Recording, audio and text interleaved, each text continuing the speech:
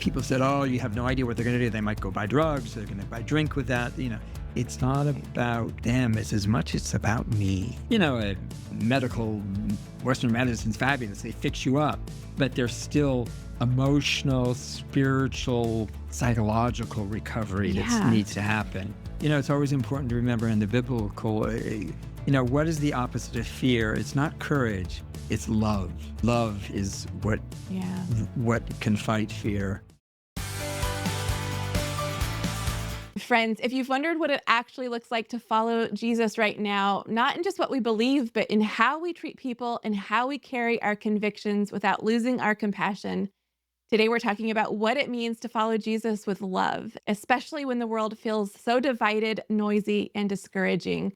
And I'm genuinely excited to welcome our guest, Rick Hamlin, author, former executive editor at Guidepost, and the writer of a brand new devotional, Everlasting Jesus, 40 Days of Timeless Wisdom for Modern Living. Rick, welcome to Halfway to Sunday. We're so glad that you're here. Thanks a lot. And, if it takes longer than 40 days, that's all right. Yes, there's no timeline here. I love that. Well, Rick, you know that we start each episode with Tell Me Something Good because we love to bring light into this world. And so tell us something good. What is bringing you joy this week? Well, I just actually today we had crazy weather. I live here in Manhattan in New York City. Right. And it was really warm earlier this week and the sun came out. And then, oh my gosh, it became really cold. But this morning, I always check the weather app and you can never trust the weather app. But there was going to be sunshine. So after I always start my morning here, sitting here on the lumpy couch with half an hour of meditative, contemplative prayer. And then I went outside so I could be in the sun. And it was, walking on the sidewalk where the sun was coming at me and brother moon, sister sun, or brother sun, sister moon, whatever. Nature is God here present in our world. And even if you live here in New York City, nature is here. Yeah, I love that. Nature is a huge part of, honestly, my connection point to the Lord. Even when I was not following him, nature just kind of kept that hold on me where I couldn't deny his existence because of just that connection point. And what's funny, though, is that my joy this week is like a different sort of connection point. Not all of my siblings live in the same area. A bunch of us do. There's 5 of us.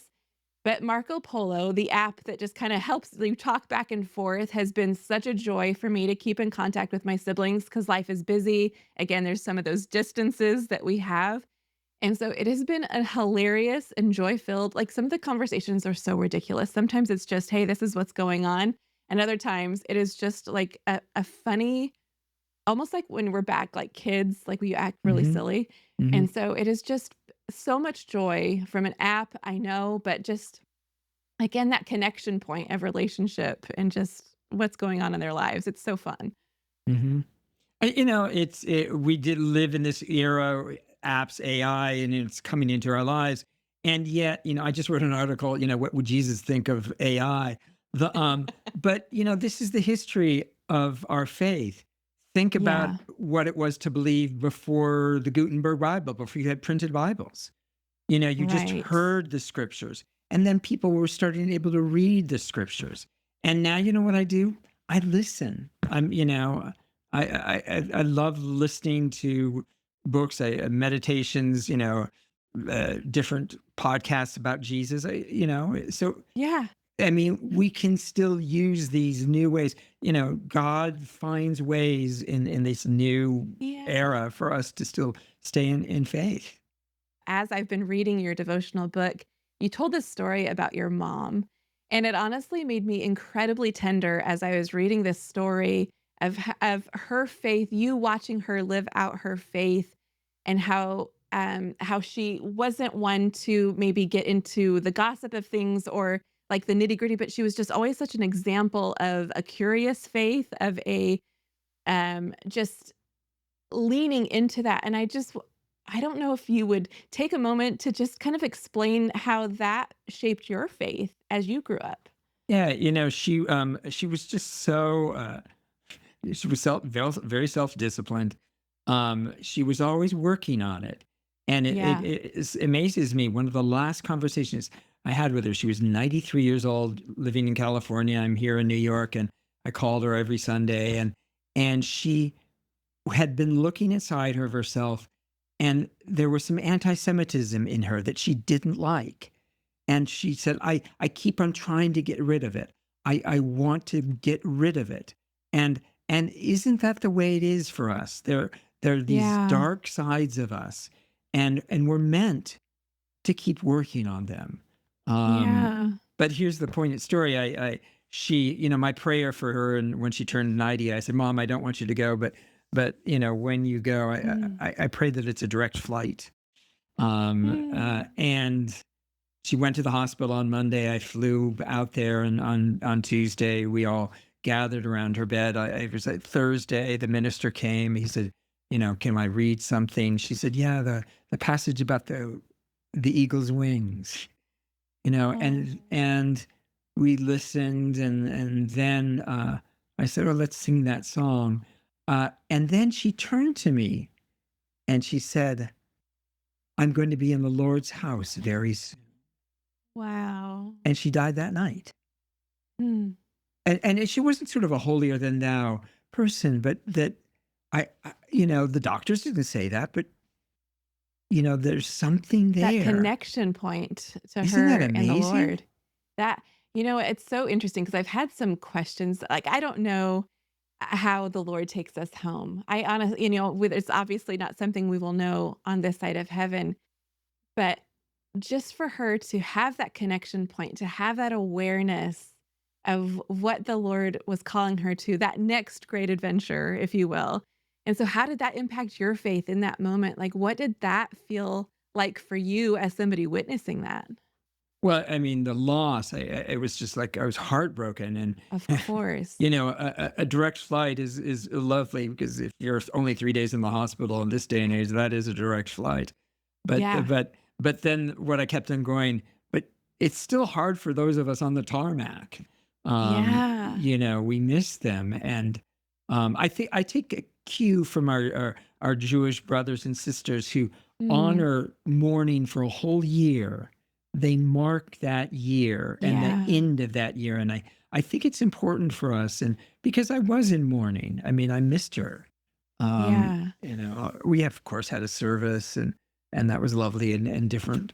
You know, she had 9 grandchildren. They all spoke, and Oh, wow. but yeah, loss is loss. I think why I'm so touched by the story, even if the brief stories of your parents, because I think the permission to ask questions or Hmm. that permission to be curious ultimately led you to be a very good recipient of someone else's questions, which is honestly what started you traveling down this book is someone else wanted to get to know Jesus. And Mm. you were able to take her question, not be afraid of it, not dismiss it, not, push it off to someone else. You were just like, well, how would I answer this question so that this person could get to know Jesus more? So how did you navigate that season of just like, okay, I'm answering this question, but it's also turning into this really well, honestly, a much longer process into Uh-huh. what is now the book. Well, yeah, that question from my friend Anne. What I didn't explain there is also what it would happen to me a couple months before. I had open heart surgery. I'd had Mm, um, a, a bacterial infection enter my bloodstream. They had to wow. open me up, and it affected my heart, and so I was recovering from that here in New York, and then traveling across the country with my wife, and Mhm. visiting our friends, Greg and Ann, who live in Colorado. And that's when she asked that. She said, I wonder, who is Jesus? Maybe I'd like to get to know more.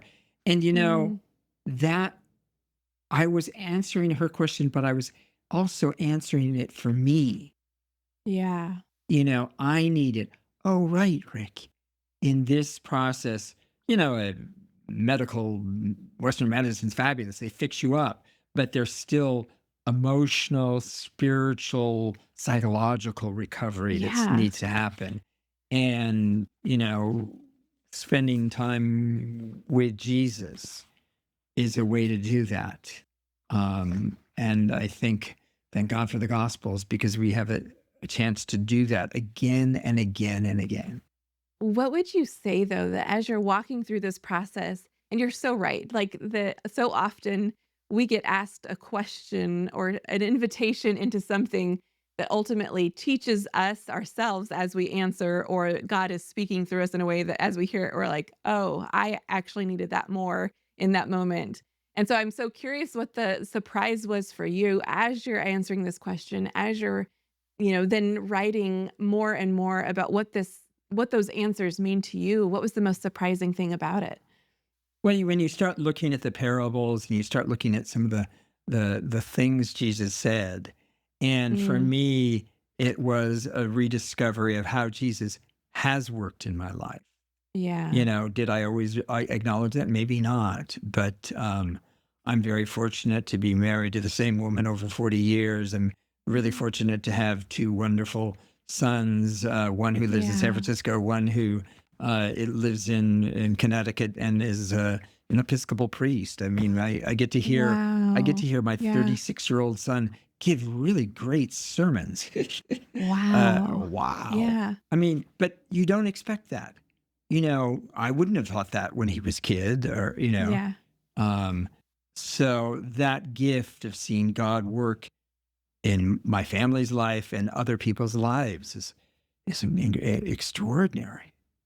Would you say that this experience maybe shaped your faith or it added to it, and maybe not necessarily shaped it, but added to it in a way that maybe even deepened it? Or was it something that you just were able to acknowledge where you were at that moment?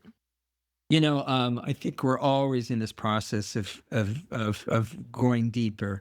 Remember Mm, that one of my favorite stories that Jesus tells, and you feel like, oh, I'm not very good at this. I kind of, oh, I wish I were better at it. But one of my yeah. favorite stories that Jesus tells is of the publican and the Pharisee going up the temple steps, Mm, and the Pharisee is saying, thank God I'm not like other people. I'm not, adulterous. I'm not, greedy. And the, mm, the publican is feeling so humble and beating his breast and, Lord, have mercy on me. And you think, oh, yeah. well, yeah, that place of humility also means connected to the earth, is a rich place to be.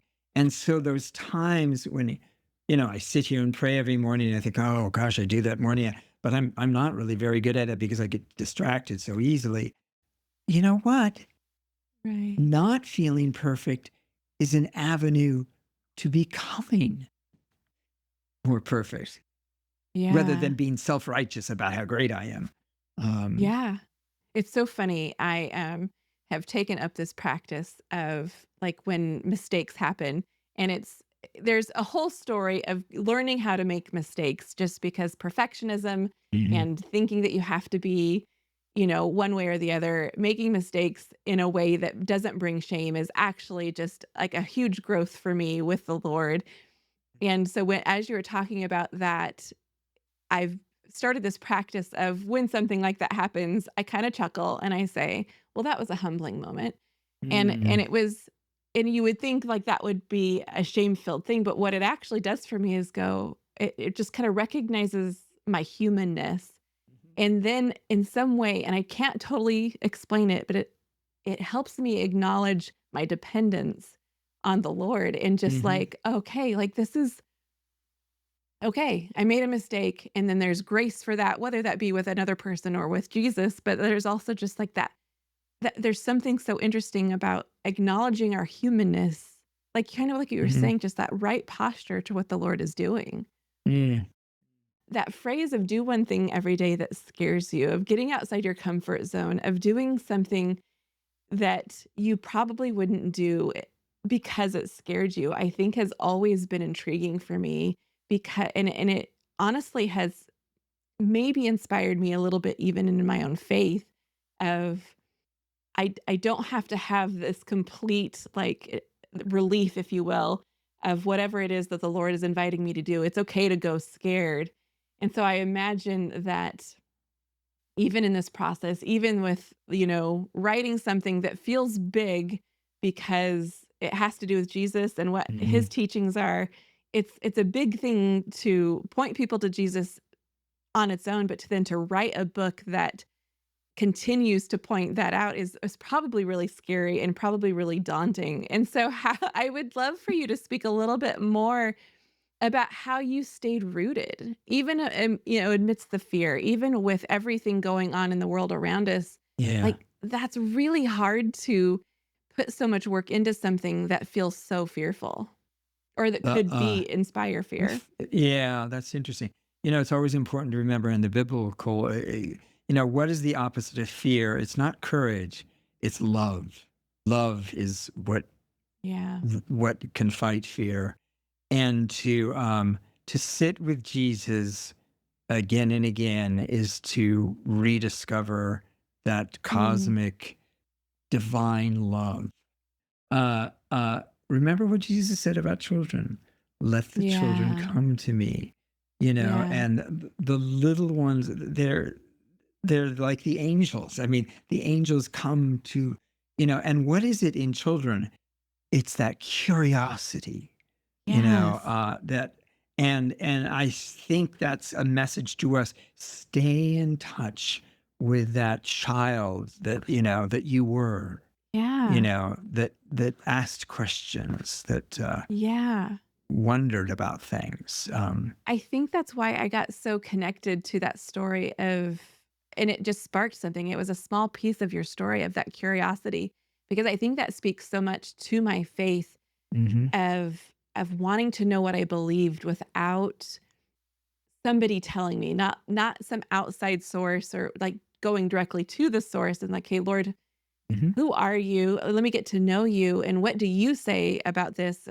What really my faith is attached to, or who my faith is attached to, I should say." Hmm. And so that curiosity, that childlike curiosity, I think is like it says it, like we know that we should have that childlike faith because we get to ask questions. We get to Hmm. not be so programmed into thinking one way or the other. So I love that you brought that up and just have that example and in the way we approach faith to begin with. Hmm. Hmm. And that because we're children, I mean, Jesus tells stories. Yeah, he Yeah. gives advice and directives. Love your neighbor as yourself. But he also tells us stories, Yeah. and well, I some have said, oh, every parable has one meaning. I think each parable has a very personal meaning, Mm. that we come to own.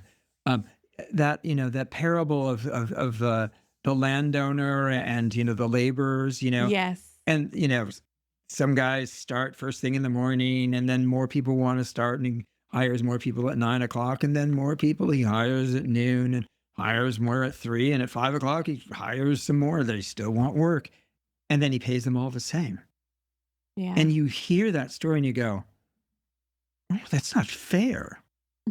That's not fair. Don't the people who worked all day, don't they deserve Yeah. more?" But what that story says to me is the ones who start early are the ones who are generally fortunate enough to have a good place to sleep that night. They're ready to work. They have privilege, if you want to say. I was somebody like that. Sometimes those early laborers don't acknowledge the advantages they had compared to the ones who came at the end, who might have been homeless, God only knows. So, That's so interesting.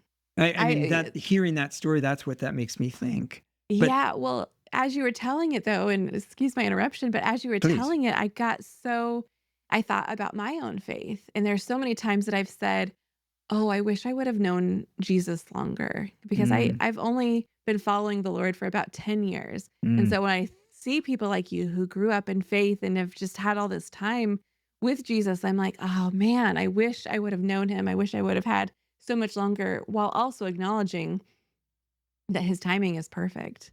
And like that I came to know the Lord when I did for a reason, one that I might not know. And then with that, once I process that maybe, then I look Yeah. to other people who maybe are further down the road in their faith journey. Yeah. And I am incredibly grateful Uh-huh. for not only what they show me in their examples, but Yeah. also their story is so different than mine. Yeah. And I get Yeah. to experience the love of Jesus through them True because of them. what Yeah. they've experienced. So that's so interesting. I've never maybe attached that story so personally to my own faith. But yeah, I think when the chapter there I wrote about, I said, welcome the latecomer, because the Yeah. latecomer could have insights that you didn't Yeah. even know. The blessing is that you will have insights that I did not have. Yeah. I mean, He's there's so insights. personal. Yeah. And your journey can be, so don't just think, okay, well, because I went to church, ever since I was a little kid, I'm superior. I don't Right. think so. Right. Jesus is telling us, watch out, you guys. Yeah, for sure. It's so interesting that we've landed into this part of conversation of not only people who have followed the faith longer or differently, or, it looks different for each of us. But another piece of your story, the way you write about it is Nicodemus, and Mm, I I will tell you that I have been very tender about Nicodemus for a lot of years, and it was one of those things that really caught my attention as I was preparing for this episode because of the at first glance, he's super religious. He's a, maybe religious elite. He is, a leader in the community and in the church. Just, and so you would think, okay, I like following his example would, that's who you modeled against in the Jewish faith. You would be like, okay, that's who we want to be like, or that's who we're following, kind of a thing. And it was so interesting that you talk about the risk of his faith, of his following Jesus, maybe even after the fact, because like he wasn't an obvious follower that we get the picture of in the Bible, at least. And so I was wondering how you would encourage someone, mm. again, being so tender with the way Nicodemus's story plays out. How would you encourage someone to live that sort of extravagant love to others for Jesus? How do you invite someone into that type of story? Well, remember that what's also interesting about that story, and I think crucial, is he visits Jesus in the middle of the night so that he won't Yes. be seen.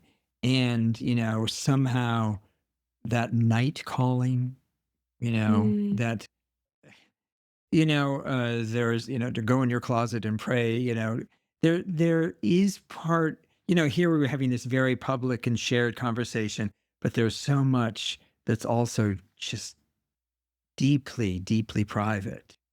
One of the curious things, how Jesus often in his healing stories, he heals somebody and then he says, and don't tell anybody that this happened. No, and mm. inevitably they do. But what I All right. think is partly behind that is that savor the miracle for yourself.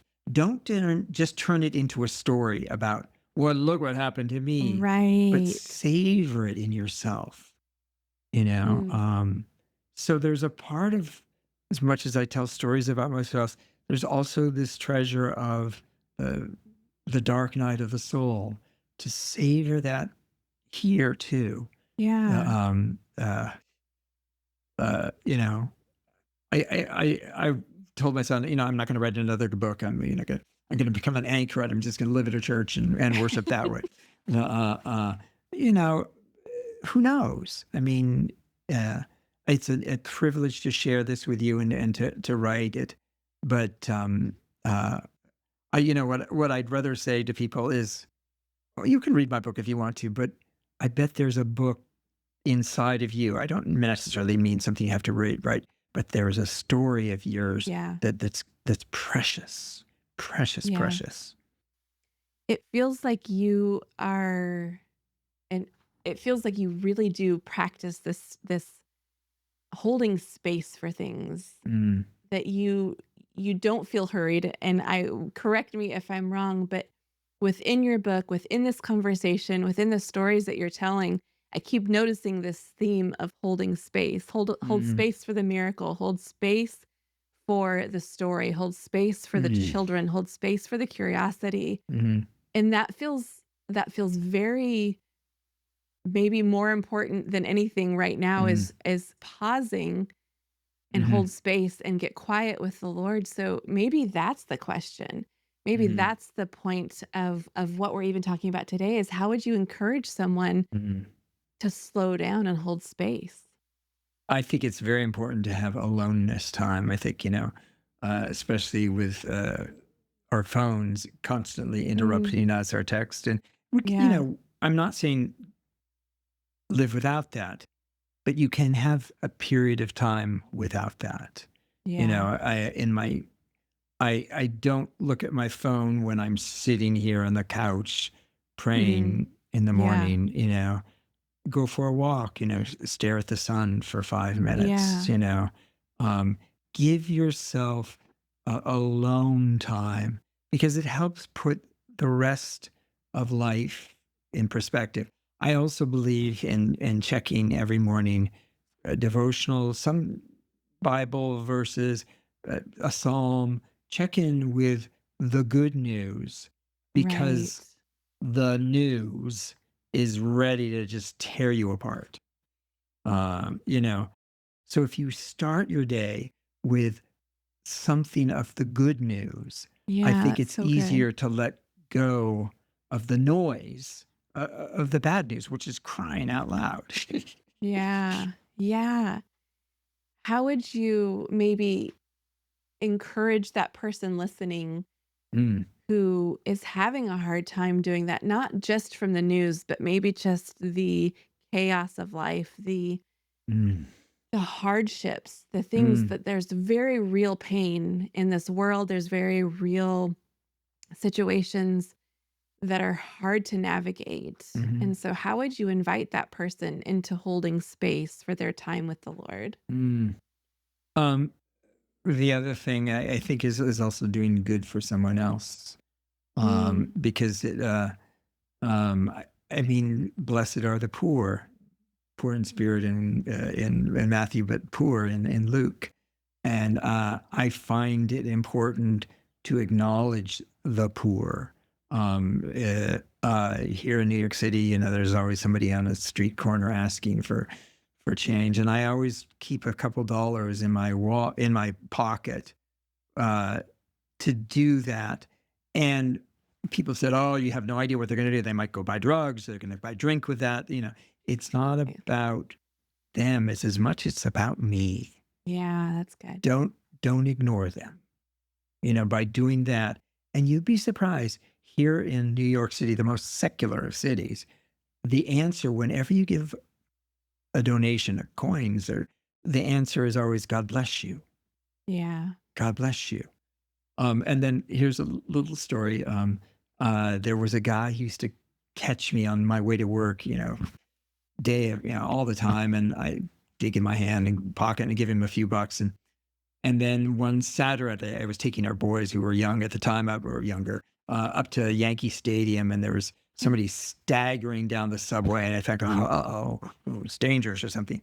And it was the man that I'd given money to, and he recognized me. He said, "My man," slapped me 5. And then he Yeah. turned to my kids and he said, "Your daddy's a good man." Wow. Um, so it's just little acts of kindness. It Yeah. also helps you put perspective on the world. What's interesting is we've come right back into proximity.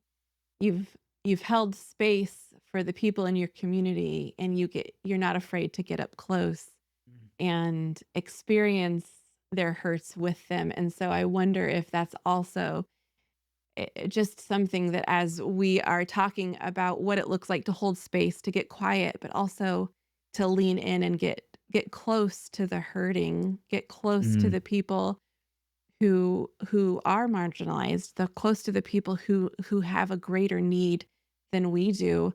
I think that there's something to that. And also there is a role for us to play in Hmm. being the hands and feet of Jesus. You're Hmm. absolutely right. But that also leads us and reminds us of what we know to be true about God and how he comes so near to us. Again, it's that Hmm. proximity.